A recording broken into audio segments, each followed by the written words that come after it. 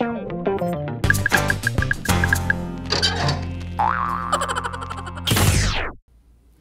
right, everybody. Well, this is a continuation on a composite that I was working on in a previous video. And the composite actually comes from a book that I wrote called Photoshop Compositing Secrets. So you can pick it up on Amazon, Barnes & Noble, and over at kelbytraining.com if you want a signed version. Okay, but also on Amazon and Barnes & Noble. It's sold out on Amazon right now, but by the time you're watching this, it should be back in stock. All right, so in the previous video, what I did is I showed you how I work with smart objects when it comes to my composites, because what I'll typically do is, and I'll just do a very, very quick refresher, is what I typically do is I'll open up a raw file. I'll hold down the shift key so that this open image, this open button at the bottom changes to open object.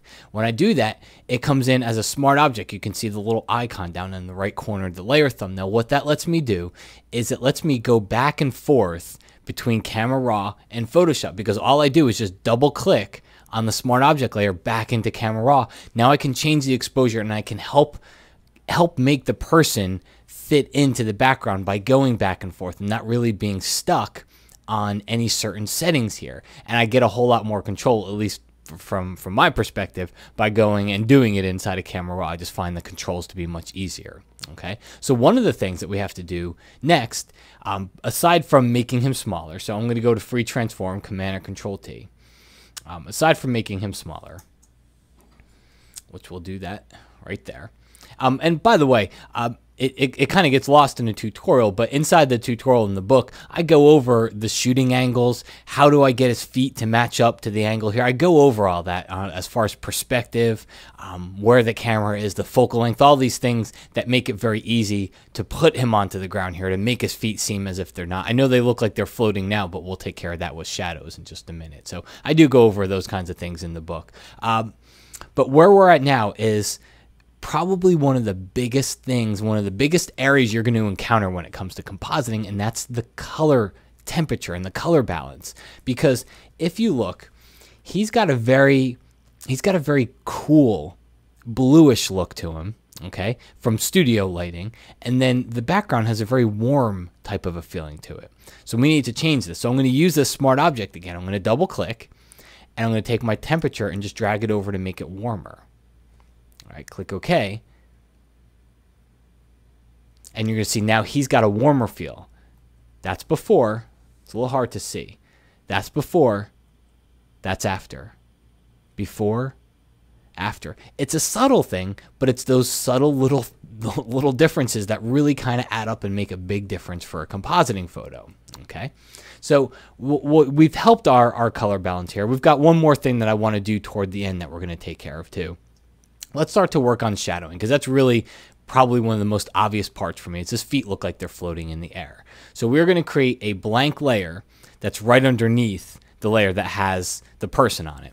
I'm going to zoom in. I'm going to come down here and zoom in on his feet. I'm going to take my brush tool. I'm going to set my opacity down here to about 30–40%. Okay. And I'm going to get a smaller brush. And now I'm just going to start to paint right underneath, and I want a very, very hard shadow here.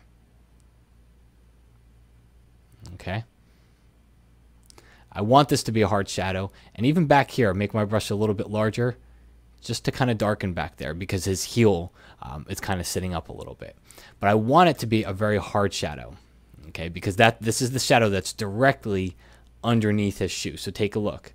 Before, after. Before, after. Okay, that's one of the first things that's going to help. So as we start to back up and you start to just look at his feet, that instantly takes it from looking like he's floating to making it look like, okay, this is a little bit more realistic here. Another thing that I find is the darker and the more shadowy areas you have, the better around areas that you think might be obvious. Okay, so the feet are just one of those areas in a composite. A lot of composites are just waist up, so you don't have the feet in them. But if the feet are a factor in the composite, darkening everything really helps, including more shadows helps. I'm going to go back over to the layer with the person on it and shift click on the layer mask here, just to show you there's some shadowing, the natural shadowing that came from the lighting that was used. Okay, well, I want to take advantage of this shadowing. So what I'm going to do, Press Command or Control J. That duplicates the layer. Keep the top layer alone. I'm going to go to the bottom layer, and what we're going to do is we're going to fill the entire layer mask with white. All right, I used a keyboard shortcut, which was Command Delete, since that fills with the background color here, which is white. You could easily just go Edit, Fill, and you could fill with white going that way as well. Okay, so either way, so whether you do the Edit Fill method and you're going to fill with white, or you use a shortcut, we want to fill that entire layer mask with white. Now, I can see everything. What I need to do is paint with black now. So I'm going to get a larger brush, and I'm going to increase the opacity back up to 100%. And I'm going to paint with black on the layer mask itself, which starts to hide everything, but it doesn't hide him. Why not? Because I still have him on the layer right above. This was just a copy of the layer right below. So I start to paint with black. As I get down toward the shadows, I'll kind of ease up a little bit. All right. And then come in from the bottom. So now I'm left with pretty much just the area on the ground that had those shadows on it to start with. And then if I change my layer blend mode here to soft light, it makes the grayness disappear and it just keeps the darker stuff. So take a look. That's before, that's after. Before, after. So now I'm getting some of the natural shadowing that existed there. If it's not dark enough, press Command or Control J to duplicate the layer. So again, now that's before, that's after. So you can see how that extra layer kind of just helps add to the shadowing and the darkening that happened down there. Okay, so that's how I'll start to get some shadows on the ground, and really just taking advantage of the original shadows that started up there, not having to create your own shadows like we did with the heart shadow that was right underneath his foot here. So that helps out quite a bit. All right, so we're doing pretty good. We got our shadows in place.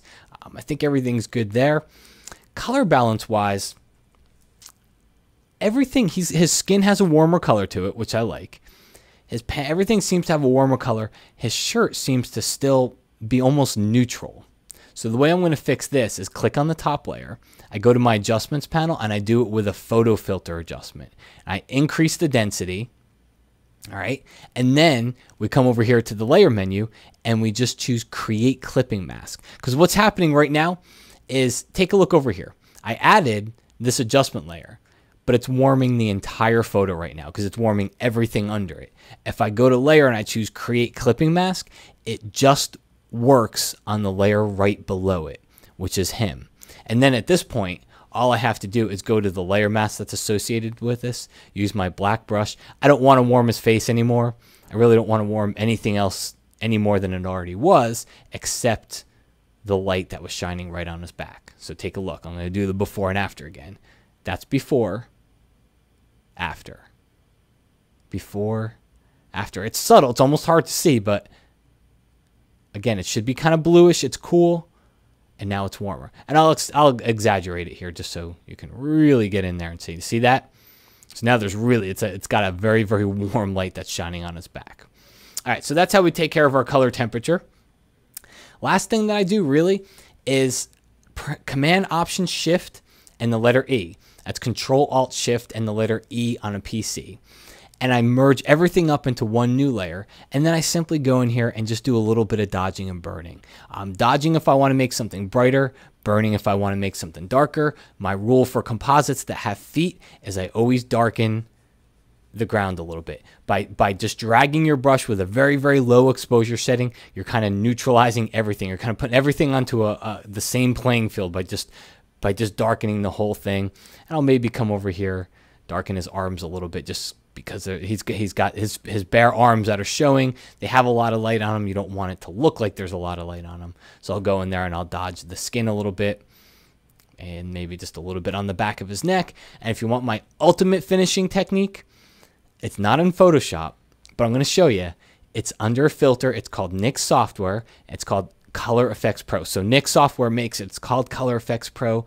And it's tonal contrast. This is my favorite finishing technique in the world because, especially for kind of edgier type of images like this, because it not only sharpens, not only gives the effect of sharpening, but it also just adds an edge to the entire photo. It's called tonal contrast. So from Nik Software, N-I-K, it's called Color Effects Pro.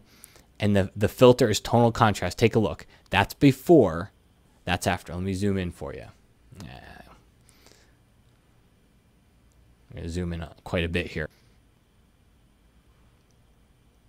Give it a second to catch up. So that's before and that's after. So it just adds a little bit more grunge. I'm going to click OK, and then I'll show you inside of the layers panel here because we can zoom into wherever we want. All right, so take a look. Before, after. See that? It has the appearance of sharpening, but it just kind of grungifies. Even though that's not a word, it kind of grungifies everything inside of the photo, and it really is. It's probably my favorite finishing technique for most of the portraits and stuff that I do here. Okay, well, folks, I hope you enjoyed, and I hope you will go and check out the book. Best thing I can say, go to Amazon, go to Barnes & Noble, go to Kelby Training, watch the video. The video tells exactly what this book is about. The people, the video team that made this did such a good job, and it really shows you a lot of examples, shows you exactly what the book is about. So if you're interested in that kind of thing, by all means, please go check it out. Thanks again. My name is Matt Kluskowski. I'll talk to you again soon.